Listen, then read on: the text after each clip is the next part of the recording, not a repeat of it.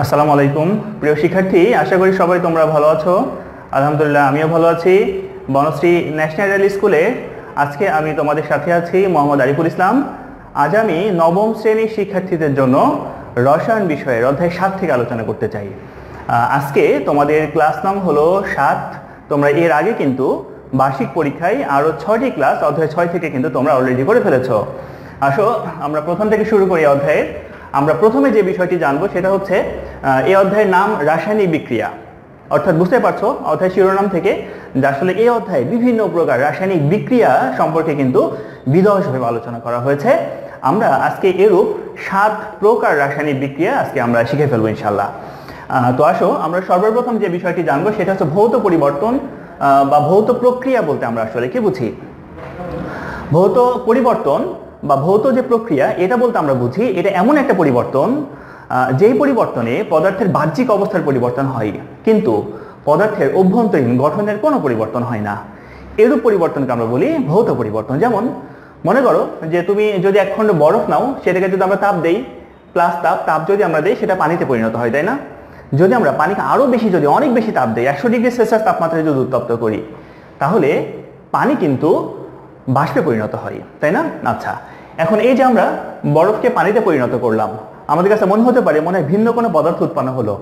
না, তোমাদের জন্য বলে দেই বরফ যে পদার্থ সেটার গঠনকারী যে অণু সেটার সংকেত H2O। আবার আমরা জানি পানির যে একটা অণু তারও সংকেত কিন্তু H2O। আবার যেটা বাষ্প উৎপন্ন করলাম আমরা, বাষ্পের যে একটা অণু সেটারও কিন্তু অণুর সংকেত হলো H2O। তার মানে তোমরা বুঝতে পারছো যে বরফ ছিল কঠিন অবস্থায়, পানি তরল অবস্থা এবং বাষ্প হচ্ছে পদার্থের বায়বীয় বা গ্যাসীয় অবস্থা।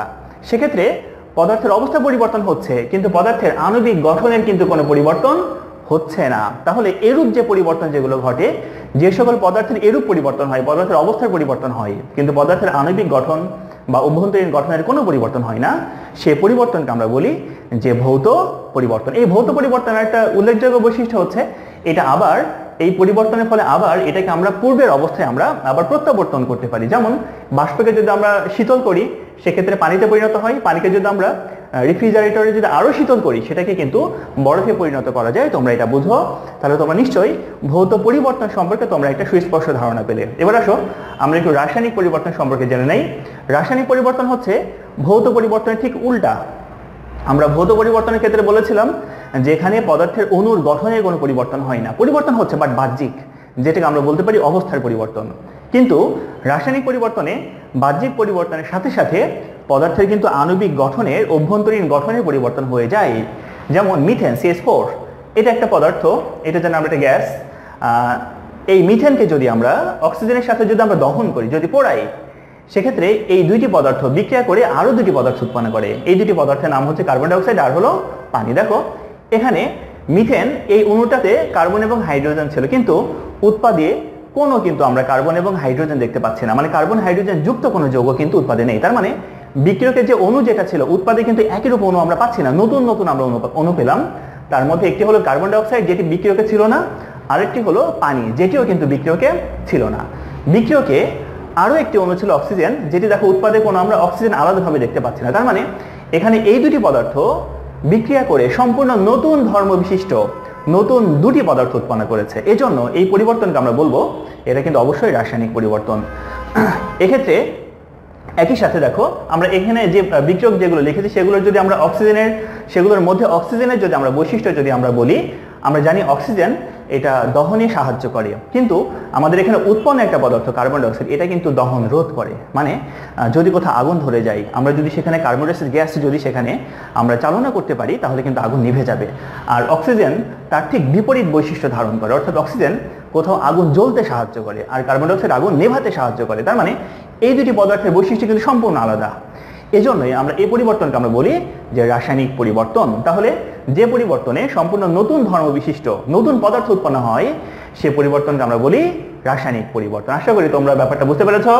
আসো আমরা পরবর্তী সংজ্ঞাতে চলে যাই। একমুখী বিক্রিয়া কাকে বলে?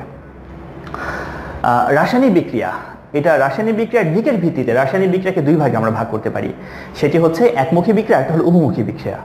একমুখী বিক্রিয়া কি? কোনো কোনো রাসায়নিক বিক্রিয়া বিক্রিয়ক থেকে উৎপাদ তৈরি করা যায়, কিন্তু উৎপাদ থেকে আর কখনোই বিক্রিয়কে পরিণত করা যায় না।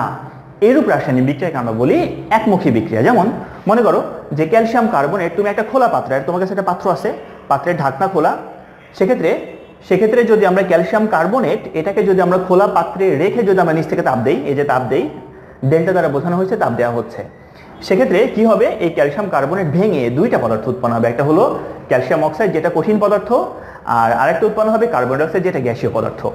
তো এই কার্বন ডাইঅক্সাইড গ্যাসীয় পদার্থ হওয়ার কারণে এবং পাত্রের মুখ খোলা থাকার কারণে এই উৎপন্ন কার্বন ডাইঅক্সাইড গ্যাস এটা কিন্তু গ্যাসীয় পদার্থ হওয়ার কারণে এটা পাত্রের স্থান ত্যাগ করে উড়ে যাবে। সেক্ষেত্রে পাত্রে থাকবে শুধুমাত্র কঠিন ক্যালসিয়াম অক্সাইড। এরূপ ক্ষেত্রে বিক্রিয়ক থেকে আমরা দুইটা উৎপাদ পেলেও যেহেতু একটি উৎপাদ পাত্রের স্থান ত্যাগ করে, এজন্য এই দুইটি পদার্থ আবার পরস্পরের সংস্পর্শে আসার কিন্তু আর সুযোগ থাকে না। এজন্য এই দুটি পদার্থ একত্রিত হয়ে আবার কিন্তু বিক্রিয়ক তথা বিপরীতমুখী বিক্রিয়া কিন্তু সংঘটিত হবার এখানে কোনো অবকাশ থাকে না। এজন্য এই বিক্রিয়াটাকে আমরা বলি যে একমুখী বিক্রিয়া। এরূপ ক্ষেত্রে কেবল এই বিক্রিয়ক থেকে আমরা উৎপাদ পাবো, কিন্তু উৎপাদ দুটি থেকে আবার কিন্তু আমরা বিক্রিয়ক আমরা পাবো না। তাহলে যে বিক্রিয়ায় বিক্রিয়ক থেকে উৎপাদ পাওয়া যায় কিন্তু উৎপাদগুলো থেকে আবার পুনরায় বিক্রিয়ক পাওয়া যায় না বা প্রস্তুত করা যায় না, সেই বিক্রিয়াকে আমরা বলি একমুখী বিক্রিয়া। এবার আসো উভমুখী বিক্রিয়া বলতে আমরা কি বুঝি? উভমুখী বিক্রিয়া হচ্ছে সেই বিক্রিয়া যে বিক্রিয়ায় বিক্রিয়ক থেকে আমরা উৎপাদ পাই, আবার উৎপাদগুলো আবার বিক্রিয়া করে আবার বিক্রিয়কে পরিণত হয়, এই বিক্রিয়াকে আমরা বলি উভমুখী বিক্রিয়া। যেমন মনে করো আমরা যে ক্যালসিয়াম কার্বনেটের কথা বলছিলাম, এই বিক্রিয়ক বা এই পদার্থটি যেটিকে আমরা চুনা পাথর বলি, এটিকে মনে করো আমরা একটা পাত্রে নিলাম, পাত্রে নিয়ে পাত্রে তুমি এবার মুখ বন্ধ করে দিয়েছ, এরপর তুমি নিচ থেকে এবার ধরো তাপ দিচ্ছ, তাতে করে কি হবে, তাতে করে বদ্ধ পাত্রে একই দুইটি পদার্থ উৎপন্ন হবে। আগের মতো ক্যালসিয়াম অক্সাইড এবং কার্বন ডাইঅক্সাইড দুটি পদার্থ উৎপন্ন হবে, কিন্তু এখন কিন্তু পাত্রের মুখ খোলা না, পাত্রের মুখ বন্ধ। সেক্ষেত্রে কার্বন ডাইঅক্সাইড কিন্তু উড়ে যাবার কিন্তু কোনো সুযোগ নেই। এখন উৎপন্ন কার্বন ডাইঅক্সাইড এবং উৎপন্ন ক্যালসিয়াম অক্সাইড এই দুটি পদার্থ আবার কিন্তু পরস্পরের সংস্পর্শে আসার সুযোগ পাবে। আর যখনই পরস্পরের সংস্পর্শে আসবে তখন এই দুটি পদার্থ আবার একত্রিত হয়ে আবার কিন্তু বিক্রিয়ক পদার্থে পরিণত হবে। তার মানে তোমরা এখান থেকে বুঝলে যে এটা এমন একটা বিক্রিয়া, এক্ষেত্রে এমন একটি প্রক্রিয়া এখানে সংঘটিত হয়েছে যে বিক্রিয়ক থেকে উৎপাদ হচ্ছে, আবার উৎপাদ আবার বিক্রিয়া করে আবার বিক্রিয়কে পরিণত হচ্ছে। এরূপ বিক্রিয়াকে আমরা বলি উভমুখী বিক্রিয়া। আচ্ছা, এবার আসো আমরা তাপ উৎপাদী বিক্রিয়া জানবো। তার আগে আমি বলে দিই সেটা হলো রাসায়নিক বিক্রিয়া।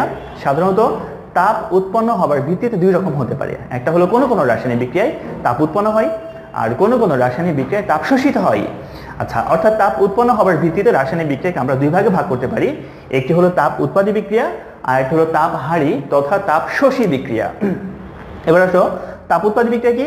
হ্যাঁ, এটা খুব সহজ। যে রাসায়নিক বিক্রিয়ায় বিক্রিয়ক পদার্থগুলো বিক্রিয়া করে উৎপাদ উৎপন্ন হবার সাথে সাথে কিছু তাপ উৎপন্ন হয়, সেই রাসায়নিক বিক্রিয়াকে আমরা বলি তাপ উৎপাদী বিক্রিয়া। যেমন তুমি মনে করো একটা বদ্ধ পাত্রে তুমি যদি নাইট্রোজেন যদি গ্যাস নাও এবং সেই সাথে তুমি যদি হাইড্রোজেন গ্যাস নাও, তাহলে এই দুইটি গ্যাস যদি আমরা কিছু তাপ দেই সেক্ষেত্রে এই দুইটি গ্যাস পরস্পরের সাথে বিক্রিয়া করবে। পরস্পরের সাথে বিক্রিয়া করে কি উৎপন্ন করবে? অ্যামোনিয়া উৎপন্ন করবে। শুধু তাই না, অ্যামোনিয়া উৎপন্ন হবার সাথে সাথে দেখা যাবে পাত্র আরো বেশি গরম হচ্ছে। যত বেশি অ্যামোনিয়া উৎপন্ন হবে পাত্র তত বেশি গরম হবে। অর্থাৎ আমরা তাহলে এখান থেকে যেটা বুঝলাম সেটা হচ্ছে যে এই বিক্রিয়ায় অ্যামোনিয়া উৎপন্ন হওয়ার সাথে সাথে আরো কিছু তাপও উৎপন্ন হচ্ছে। যেহেতু অ্যামোনিয়া একটা উৎপাদক, অ্যামোনিয়া উৎপন্ন হচ্ছে বলে আমরা অ্যামোনিয়াকে উৎপাদক বলি। আবার এখানে তাপ উৎপন্ন হচ্ছে, সুতরাং তাপও কিন্তু এখানে আরেকটা উৎপাদক। তার মানে এখানে তাপ উৎপন্ন হচ্ছে, এজন্য এই বিক্রিয়াকে আমরা বলতে পারি তাপ উৎপাদী বিক্রিয়া। তাহলে যেই বিক্রিয়ায় উৎপাদ উৎপন্ন হবার সাথে সাথে কিছু তাপও উৎপন্ন হয়, অটোমেটিক কিছু তাপ উৎপন্ন হয়, সেই বিক্রিয়াকে আমরা বলবো তাপ উৎপাদী বিক্রিয়া। তাপ উৎপাদী বিক্রিয়া তিন ভাবে লেখা যায়, তিন ভাবে আমরা লিখতে পারি। নাম্বার 1, এটা আমি বলে দিয়েছি যে উৎপাদের সাথে যোগ অবস্থায় কতটুকু তাপ উৎপন্ন হলো, এখানে 92 কিলো জুল তাপ উৎপন্ন হচ্ছে। আচ্ছা, সেক্ষেত্রে এই উৎপন্ন তাপটাকে আমরা উৎপাদের সাথে যোগ অবস্থায় প্লাস চিহ্ন দিয়ে আমরা লিখতে পারি। এভাবে প্লাস চিহ্ন দিয়ে লিখতে পারি নাম্বার 1। 2 নম্বর যে পদ্ধতি, উৎপন্ন তাপের পরিমাণটা আমরা কিভাবে লিখতে পারি? 2 নম্বর পদ্ধতি, এই ডান পাশের তাপটাকে আমরা বাম পাশে লিখতে পারি। দেখো আমরা জানি কোনো রাশিতে ডান পাশের কোনো উপাদান যদি আমরা সমান চিহ্নে যদি আমরা বাম পাশে নিয়ে আসি সেক্ষেত্রে সেটা মাইনাস হয়ে যায়। তার মানে এখানে +92, বাম পাশে কি হয়ে গেল? -92 হয়ে গেল। আচ্ছা, এভাবে লেখা যায়। নাম্বার 3, এই উৎপন্ন তাপের পরিমাণ এটাকে আমরা ডেল এইচ এর মাধ্যমে লিখতে পারি। ডেল এইচ, এই যে দেখো আমরা লিখেছি যে উৎপাদ লেখার পর আমাদের একটা কোলন দিতে হবে, তারপর ডেল এইচ লিখতে হবে, এরপর এই তাপের মান কত সেটা তোমাকে লিখতে হবে। সেক্ষেত্রে অবশ্যই তোমাকে মনে রাখতে হবে যে উৎপন্ন তাপের মান অর্থাৎ তাপ উৎপাদী বিক্রিয়া হলে সেই তাপের মান লেখার আগে তার আগে একটা মাইনাস চিহ্ন দিতে হবে। অর্থাৎ তাপ উৎপাদী বিক্রিয়ায় ডেল এইচ এর মান কি হবে? ঋণাত্মক। কেন ঋণাত্মক হলো? এই ব্যাপারটা তোমাদের বোঝার জন্য তোমাদের আরেকটু অপেক্ষা করা লাগবে। আমরা যখন অষ্টম অধ্যায় যখন আমরা শিখবো তখন এই ব্যাপারটা তোমরা পরিষ্কারভাবে জানতে পারবে। আচ্ছা, তাহলে আমরা এখানে বুঝলাম যে তাপ উৎপাদী বিক্রিয়ায় তাপের পরিমাণটা উল্লেখ করার কয়টা রীতি রয়েছে? 3টা রীতি রয়েছে। সেই 3টা রীতি তোমরা আজকে শিখে গেলে। এবার আসো তাপ হারি বিক্রিয়া কাকে বলে। তাপ হারি বিক্রিয়া ঠিক তাপ উৎপাদী বিক্রিয়ার বিপরীত। যদি আমরা কোনো একটি পাত্রে একাধিক পদার্থ নেই, মানে বিক্রিয়ক যদি নেই, তারা বিক্রিয়া যদি করার ফলে উৎপাদ উৎপন্ন করবে, সেই সাথে যদি ওই পাত্রটা শীতল হয়ে যায়, তাহলে ওই বিক্রিয়া বা প্রক্রিয়াকে আমরা বলি যে তাপ হারি প্রক্রিয়া। অর্থাৎ যে রাসায়নিক বিক্রিয়ায় উৎপাদ উৎপন্ন হওয়ার সাথে সাথে কিছু তাপ শোষিত হয়, পরিবেশ থেকে সে কিছু তাপ শোষণ করে নেয়, সেই রাসায়নিক বিক্রিয়াকে আমরা বলি তাপ হারি বা তাপ শোষী বিক্রিয়া। দেখো, এক্ষেত্রে নাইট্রোজেন এবং হাইড্রোজেন এই দুটি পদার্থ বিক্রিয়া করে নাইট্রিক অক্সাইড উৎপন্ন করেছে, সেই সাথে ওই পাত্রটা শীতল হয়ে যায়, মানে কিছু তাপ সে শোষণ করে নেয়। শোষণ বলতে আমরা বুঝি মাইনাস, আর কিছু তাপ উৎপন্ন হওয়া বলতে আমরা বুঝি প্লাস। যেহেতু তাপের শোষণ ঘটে এই জন্য আমরা এখানে মাইনাস চিহ্ন দিয়েছি। উৎপাদ উৎপন্ন হওয়ার সাথে কিছু তাপ সে শোষণ করে, মানে মাইনাস হয় কিছু তাপ। কত তাপ শোষণ হবে? সেটা হলো 180 কিলো জুল। এটার ক্ষেত্রেও আমরা এই উৎপন্ন তাপের মান বা শোষিত তাপের মান আমরা 3 ভাবে লিখতে পারি। যদি আমরা এই তাপের মান বাম পাশে দিতে চাই, দেওয়া যাবে। সেক্ষেত্রে বাম পাশে বিক্রিয়কগুলোর সাথে এই তাপের মানটা আমাদের তখন কিন্তু প্লাস আকারে লিখতে হবে। যদি আমরা এই তাপের মান ডেল এইচ এর মাধ্যমে প্রকাশ করতে পারি, সেটাও করা যাবে। সেক্ষেত্রে আমাদের নাইট্রিক অক্সাইড লেখার পর কোলন দিতে হবে, তারপর তোমাকে লিখতে হবে ডেল এইচ। আর তাপ হারি বিক্রিয়ার ক্ষেত্রে এই তাপের মানটা অবশ্যই কিন্তু হবে ধনাত্মক, অর্থাৎ ডেল এইচ সমান প্লাস 180 কিলো জুল, এটা তোমাকে লিখতে হবে। অর্থাৎ তাপ উৎপাদী বিক্রিয়ায় ডেল এইচ এর মান যেমন ঋণাত্মক হয়, তাপ হারি বিক্রিয়ায় ডেল এইচ এর মান কি হবে? ধনাত্মক। আশা করি তোমরা বুঝেছ। আমরা আজকে আমাদের সর্বশেষ যে রাসায়নিক বিক্রিয়া যেটা শেখার, সেখানে আমরা চলে আসছি, সেটা হলো রেডক্স বা জারণ বিজারণ বিক্রিয়া। আমরা এখন নতুন একটি বিক্রিয়া শিখবো, সেটা হলো রেডক্স বিক্রিয়া। কি রেডক্স? একটা ইংরেজি শব্দ যার বাংলা হলো জারণ বিজারণ। তো সেক্ষেত্রে জারণ বিজারণ বিক্রিয়াটা আবার কি? তোমরা ছোটবেলা থেকে ক্লাস 8 থেকে তোমরা একটা বিক্রিয়া শিখে আসছো, সেটা হলো সোডিয়াম আর ক্লোরিন মিলে আমরা জানি সোডিয়াম ক্লোরাইড উৎপন্ন হয়। এই বিক্রিয়াটা কিভাবে হয় তোমরা কি জানো?